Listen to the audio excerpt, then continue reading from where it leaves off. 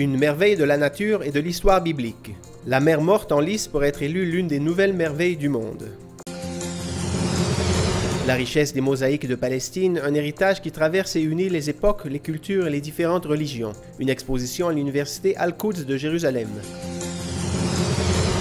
La Société Saint-Yves fête ses 20 ans, le centre catholique pour les droits de l'homme qui offre une assistance, y compris juridique, à toutes les personnes en difficulté en Israël et dans les territoires. La Vierge du Mur qui construit des ponts.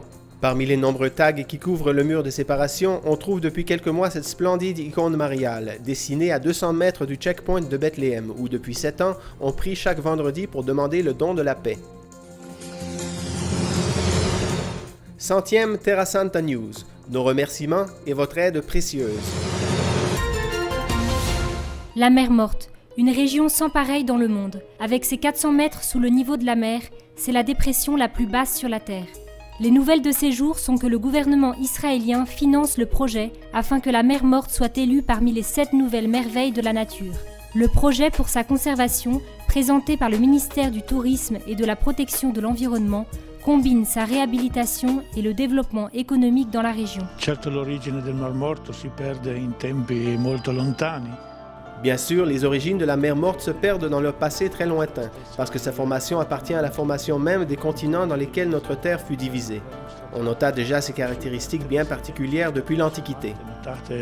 Fin dall'antichità come delle caratteristiche del tutto particolari. Un grand miroir qui a comme affluent principal la rivière du Jourdain. Les eaux qui atteignent la mer Morte n'ont aucun autre débouché et elles s'évaporent en laissant un dépôt riche et dense de sels minéraux qui fournissent des produits d'excellente qualité pour l'industrie, l'agriculture et la médecine. L'attraction principale de la mer Morte est représentée par ses eaux chaudes, relaxantes et 10 fois plus salées que l'eau de mer normale. Le père Aliata nous aide à comprendre l'histoire de la mer, comme le montre la célèbre mosaïque de Madaba qui représente la Terre Sainte. Mar Morto è rappresentato come un grosso invaso di acqua.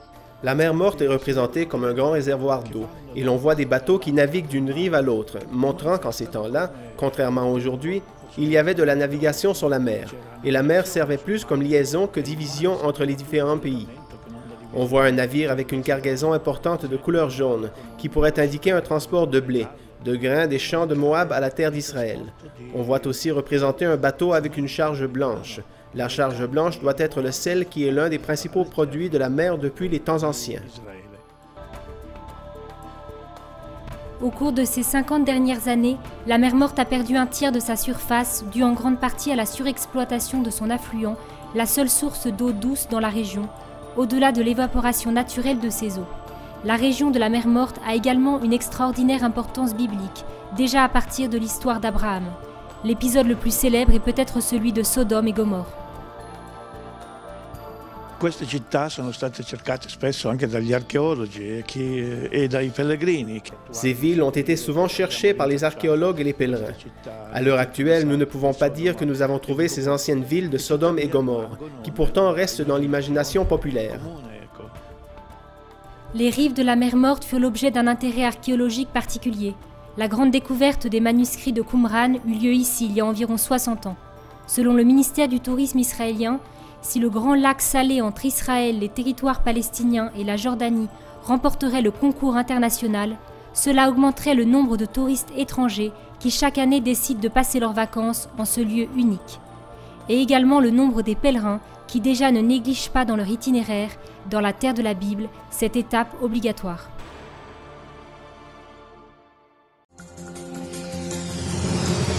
C'est une tradition de longue durée, une culture à valoriser, mais aussi à faire connaître. Un message de paix qui démontre comment le désir de la beauté appartient à tous les hommes et tous les temps. L'exposition a été inaugurée le mardi 24 mai dans les bureaux de l'université Al-Quds à Abu Dis, à Jérusalem. Elle met en valeur la richesse des mosaïques palestiniennes, un patrimoine qui remonte dans le temps à travers différentes époques, cultures et religions, mise en évidence également par une conférence qui a suivi la présentation. Les modèles à l'échelle 1 sur 1, faits avec les mêmes matériaux et couleurs que les mosaïques originales, sont les œuvres de 8 artistes, 6 palestiniens et 2 italiens. Le Mosaic Center de Jéricho a coordonné le projet dirigé par l'architecte Oussama Hamden, est déjà promoteur d'un spectacle sur le patrimoine de mosaïques palestiniennes. Il y a 2 ans, à l'occasion de Jérusalem, capitale de la culture, nous avons pu obtenir des fonds de l'Union européenne pour réaliser des copies du Dôme du Rocher. Et cela a eu un grand succès, parce que cette exposition circule en Palestine, Israël et en Jordanie depuis près de 2 ans. Nous espérons aussi qu'elle ira en Italie ou en Europe dans les prochains mois. Toujours avec le soutien de l'Union européenne, le ministère palestinien du Tourisme et l'Association pour la Terre Sainte ont donc la volonté de continuer, dans le sillage des requêtes du père Michele Piccirillo. Nous avons continué le travail du père Michele par l'ATS. Nous soutenons ce groupe de gens qui ont été formés à travers le travail que le père Michele avait demandé. Nous essayons de faire comprendre à la communauté locale que ce patrimoine, qui est un patrimoine en grande partie chrétien, mais pas uniquement, parce que les mosaïques sont également dans les synagogues et les mosquées, que ce patrimoine doit être partagé et apprécié par toute l'humanité. Un patrimoine qui, dans l'exposition présentée jusqu'au 4 juin, met côte à côte les mosaïques du Dôme du Rocher et de la Basilique de la Nativité, des témoignages des époques romaines, byzantines et croisées. En plus de leur richesse et beauté, les mosaïques sont la preuve évidente d'une racine commune, d'une recherche partagée par les peuples qui ont habité et habitent encore cette terre. La technique est commune entre une église, une mosquée ou un palais, et donc transmet un message de paix et de coexistence, que nous provenons de la même culture et de la même civilisation.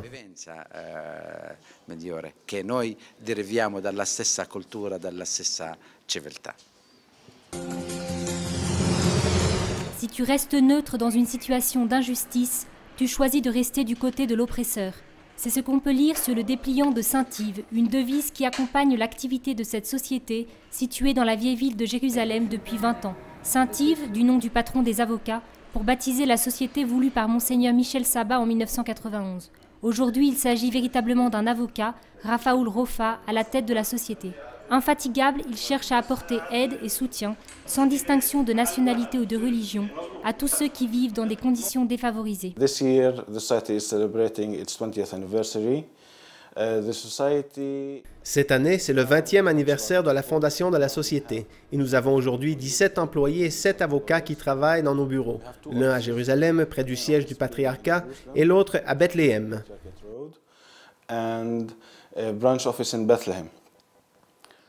Nous sommes sous la direction du patriarche latin de Jérusalem, Monseigneur Fouad Toual.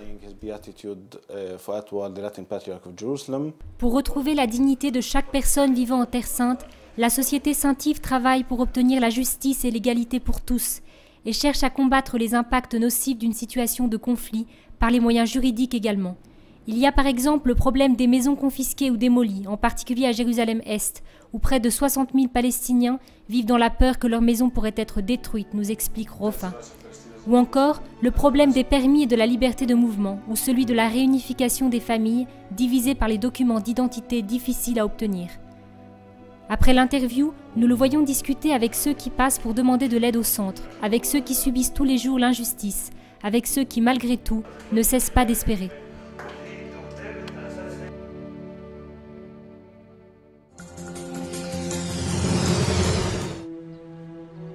Dans un certain sens, on peut dire qu'elle aussi vit en prison.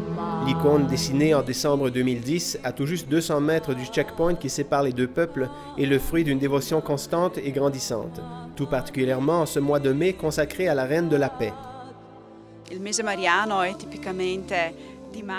Le mois marial est le mois de mai, mais cette initiative que nous menons près du mur n'a pas lieu que pendant le mois marial. Disons que c'est une initiative qui est née au mois de mars 2004. Depuis ce jour-là, chaque vendredi, la communauté des sœurs du Caritas Baby Hospital voisin se rend auprès du mur afin de prier pour la fin des hostilités. Réalisée près du monastère de l'Emmanuel par un iconographe anglais, elle est discrète par rapport aux nombreux dessins qui tapissent le mur de séparation. Il y a la ville de Jérusalem survolée par une colombe de la paix. On y trouve des invocations à la justice, parfois à la lutte, et elle aussi s'est fait une petite place, humble, tournée vers les territoires palestiniens, la Vierge du mur qui construit des ponts.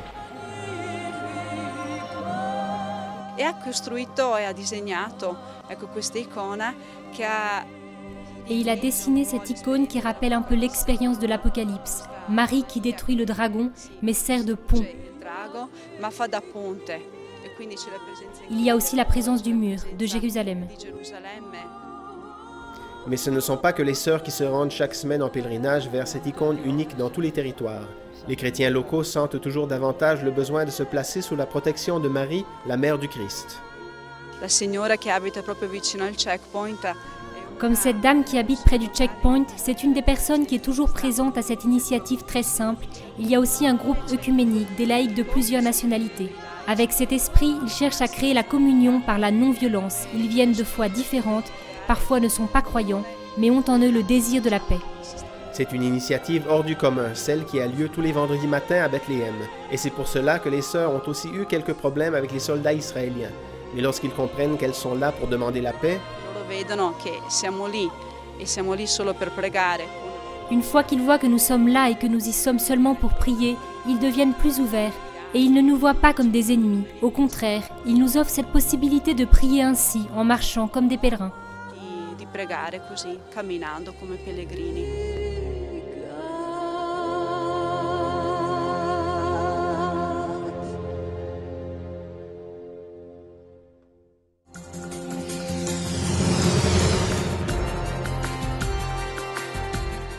il est écrit clairement dans nos archives et nos pages éditoriales. Ce téléjournal est le Terra Santa News numéro 100. Pour nous, un bel accomplissement à ne pas laisser passer inaperçu.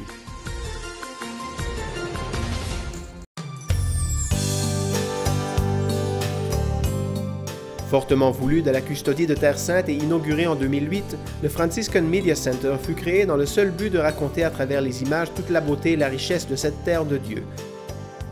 Si souvent oubliée au milieu du tumulte de nouvelles qui ne parlent que de violence et de division, et de couvrir, en traversant les frontières confessionnelles, les événements et aspects religieux, culturels et sociaux de l'Église catholique surtout, mais aussi des 12 autres églises de Terre Sainte,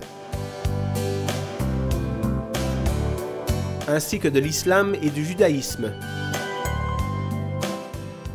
C'est ainsi que depuis 2 ans, à travers entre autres le Terra Santa News, nous essayons avec passion et ténacité de donner une voix et une visibilité à l'Église mère de Jérusalem, aux chrétiens locaux et aux lieux saints, comme un acte de responsabilité, nous croyons, envers tous ceux qui ressentent le besoin de s'identifier à Jésus et à ces pierres sur lesquelles il a marché.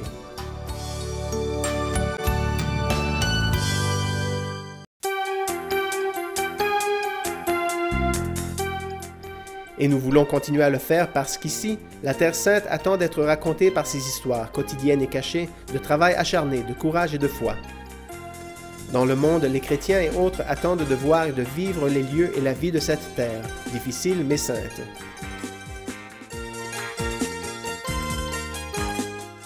En italien, arabe, portugais, anglais, français et espagnol. Réaliser chaque semaine le Terra Santa News en 6 langues fut la décision courageuse de la custodie de Terre Sainte. Un défi à la fois nécessaire et exigeant. Une ligne que nous avons l'intention de poursuivre afin que les lieux saints du salut et toute leur vitalité historique, culturelle, humaine et spirituelle puissent continuer à atteindre, comme c'est déjà le cas depuis quelques mois, les 5 continents, grâce à la diffusion télévisée et le web.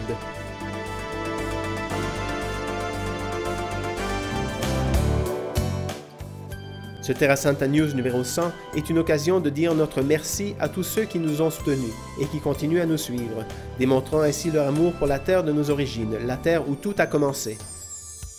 Mais c'est aussi le moment pour vous dire que sans vous, nous ne pouvons pas continuer et que nous avons besoin de vos prières surtout, mais aussi de votre aide, concrète et réelle.